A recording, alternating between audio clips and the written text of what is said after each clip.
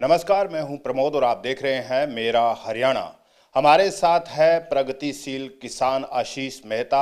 हाल ही में इन्हें किसान रत्न के अवार्ड से जो है वो नवाजा गया है। इन्होंने करीब एक दशक से फसल अवशेष प्रबंधन पर काम किया है। इसके अलावा खेत की मिट्टी को कैसे सुनियोजित किया जाए इसके ऊपर भी काम किया है। जैविक खेती के ऊपर जो है इनका सराहनीय काम जो है वो काफ़ी कह सकते हैं कि किसानों को प्रेरित कर रहा है।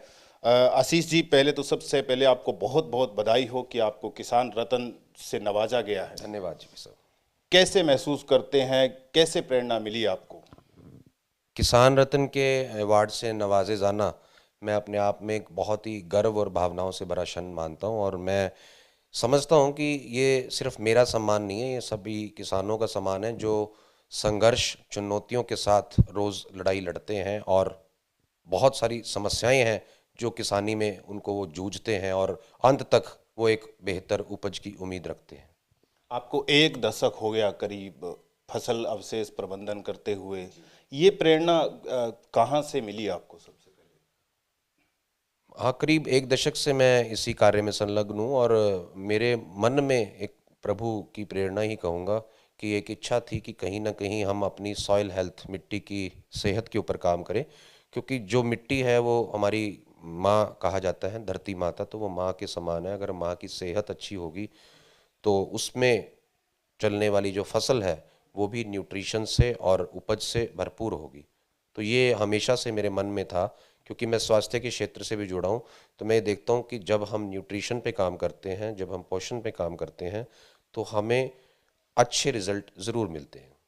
जैसे आज के दौर में अगर हम बात करें, जैविक खेती के लिए आप जिस तरीके से जाने जाते हैं, लेकिन आज का वक्त अगर देखें तो किसान ज़्यादातर जो है वो ज़्यादा पैदावार के लिए जो है वो बहुत सारी फर्टिलाइज़र केमिकल का इस्तेमाल करते हैं। लेकिन आपने वो मुकाम हासिल किया जैविक खेती से। कैसे देखते हैं, क्या किसानों के लिए ये एक चुनौती है जैविक खेती?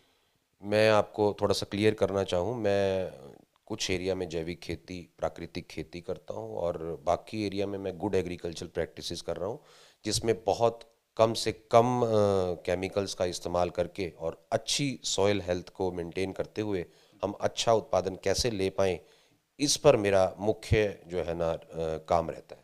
काम रहता है। जी। इसके अलावा आपने मिट्टी की बात की, उसके ऊपर भी आपने सराहनीय काम किया कि किस तरीके से जो है वो मिट्टी की हेल्थ जो है उसके ऊपर काम किया।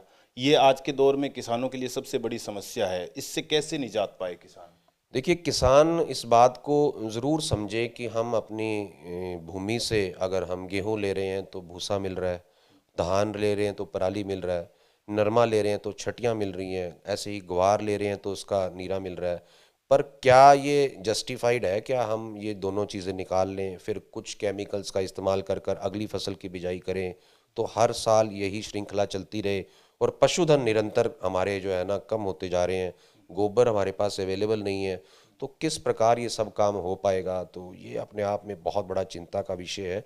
इसीलिए मैं तो यही आग्रह करना चाहूँगा कि मैं अपने बारे में बताऊँ तो मैं लगभग हर फसल का अवशेष प्रबंधन वहीं पर कर रहा हूँ, और इससे मुझे अभूतपूर्व सफलता जो है ना अच्छी उपज में मिलती है। क्योंकि अगर हम केमिकल फार्मिंग की भी बात करें तो उसमें भी एक कार्बन रिक्वायरमेंट होती है, एक न्यूनतम जो कार्बन है वो भी हमारा अवेलेबल नहीं है। हम यहाँ जैविक खेती की बातें करें तो वो कहीं ना कहीं जस्टिफाइड नहीं लगता। जब तक आपकी सॉयल हेल्थ पे आप काम नहीं करेंगे, जब तक जैविक कार्बन नहीं बढ़ाएंगे, जैविक खेती एक सपने की तरह ही है। जैसे आपने कहा अभी कि फसल अवशेष प्रबंधन पे आप काम कर रहे हैं, किसानों के लिए क्या ऐसा संदेश या क्या ऐसा मंत्र है जो कि वो भी फसल अवशेष पे काम कर सके?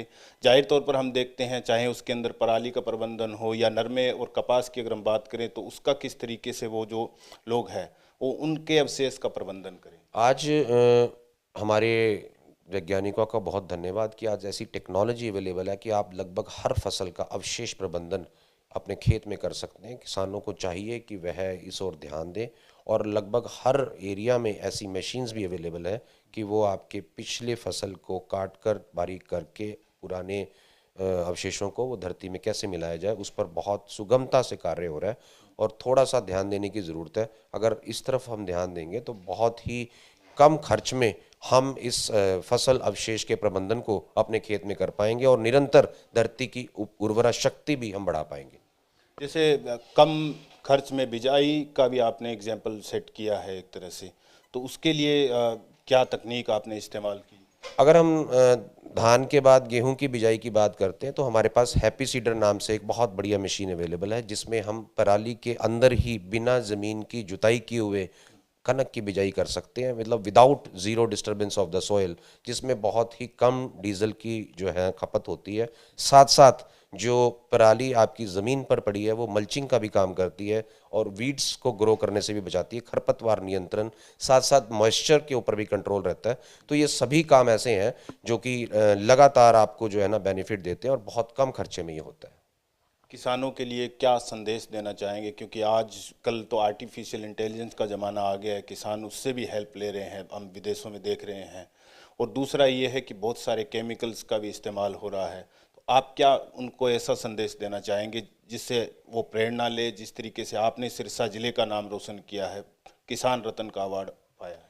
मैं किसानों को आग्रह करना चाहूँगा कि खेती को एक विज्ञान की तरह देखें, उसे एक रिसर्च की तरह देखें। आप यूनिवर्सिटी की सुने, आप प्रगतिशील किसानों की सुने, आप और किसानों की सुने, फिर देखें कि हमारे खेत में क्या चीज़ कारगर सिद्ध हो सकती है, क्योंकि हर किसान का अपना खेत है, अपनी मिट्टी है, अपना बीज है। तो किस तरीके से हम बेहतरीन उत्पादन की ओर बढ़ सकते हैं, जो हमारे लिमिटेड रिसोर्सेज हैं उनको यूज़ करते हुए उन संसाधनों से कैसे हम बेहतरीन उपज की प्राप्ति कर सकते हैं, और आपस में चर्चा करें, विचार विमर्श करें, किसान संगोष्ठियों में जाएं, किसान मेलों में जाएं, जहां भी ऐसे आयोजन होते हैं वहां जाएं। अभी 25 तारीख को कल जो है हम यहाँ किसान मेले का आयोजन कर रहे हैं और ये मेला अपने आप में एक समागम होगा किसानों का, वैज्ञानिकों का, जहाँ सभी लोग एक मंच पर इकट्ठा होंगे।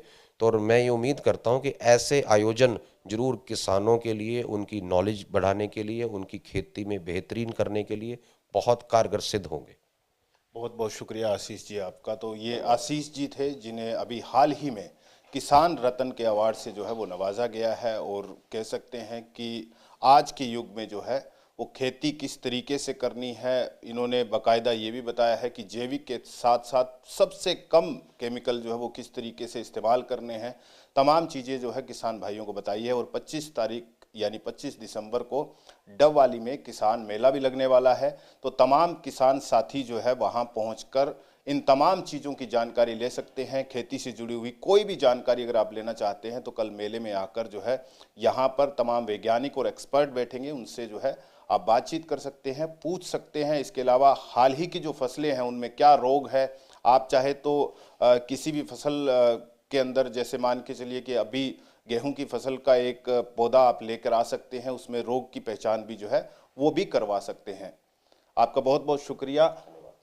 आप देख रहे हैं मेरा हरियाणा, कैमरे के पीछे है हेमराज बीरठ। नमस्कार।